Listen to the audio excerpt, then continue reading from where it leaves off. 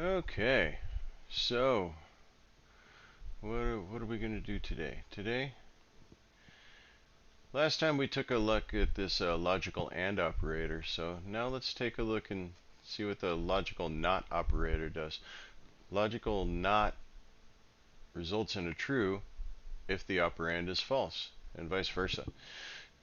So, let's bring our code back. And so we know that testbool2 is false, right? So what can we do here?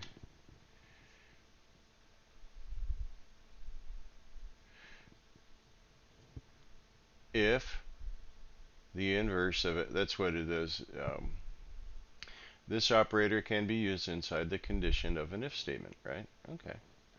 So, and there's using x as the variable. So it's saying if x is not true, then execute the statements. So let's see what happens. That's saying, so testbool2 is false, right? So if that's not true,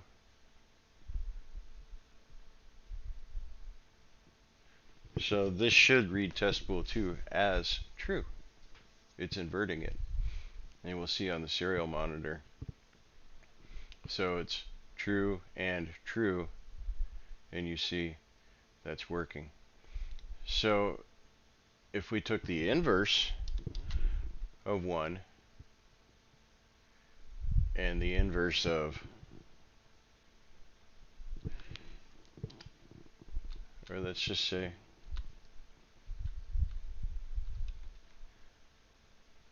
if we took, so 1 would be technically false. These are both true, right? But 1 would be technically false. So if this is false and if this is true, this is false because it's been inverted. This is true. They're both true, but we look at the serial monitor and you see it's not printing anything. So now that we know the values of 2 and 4 are both false, so if the inverse of 2 is true and if the inverse of 4 is true, you'll see that it will run our piece of code there. And we'll see that come up in the serial monitor here, there, just like normal. Now, so that's how we use this logical NOT operator. And so the next thing that we're going to do is look at this logical OR operator. Okay, so let's put our code back to normal. Testbool1, and then instead of here we got the pipes, right? That's what we call them, the pipes. And that's our OR statement. And so we know that testbool1, oh come on, testbool1 is true, testbool2 is false. So this is if this is true, or if this is true, then run the code. So if one or the other are true, if either of the two operands are true, we should run it. Okay, well that's good. Okay, so that worked. So what if they're both true? And if you know logic gates in your truth tables, you should already know what's coming up, right? Because this is a logical OR.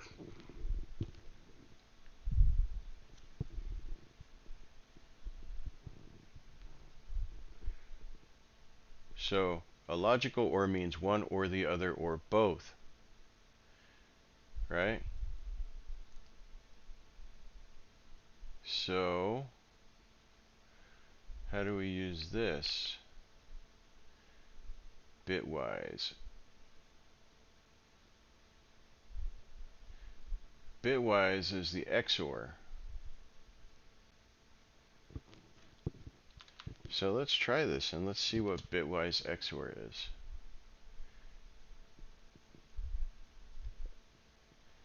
because this should be exclusively OR. Either one or the other, but not both, right? So if this compiles and runs, it shouldn't run anything, right? Because these are both true, and this is an exclusive OR operator. So let's change this to 2, and let's run it, because this is true, this one's false, and this is exclusively OR. And we're going to see that that's how our XOR operator runs. One or the other, but not both. Exclusively OR. And we can test this again by saying, okay, this one's 4, which we know is false, and this one is 3, which we know is true, as we've declared up above, right? And this is going to compile just as well, because we have one but not the other. We have 3 is true and 4 is false. Does that make sense? So that's how we use a bitwise XOR operator. And we're just, like I said, we're just testing out little things with the language here. We did a not. Yeah.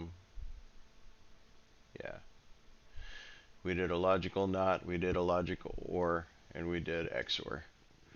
So we'll come back to these again in the future. We'll see them all over again. But right now we're just kind of getting our feet wet. So, all right. Thanks for watching. We're going to move on to the next one.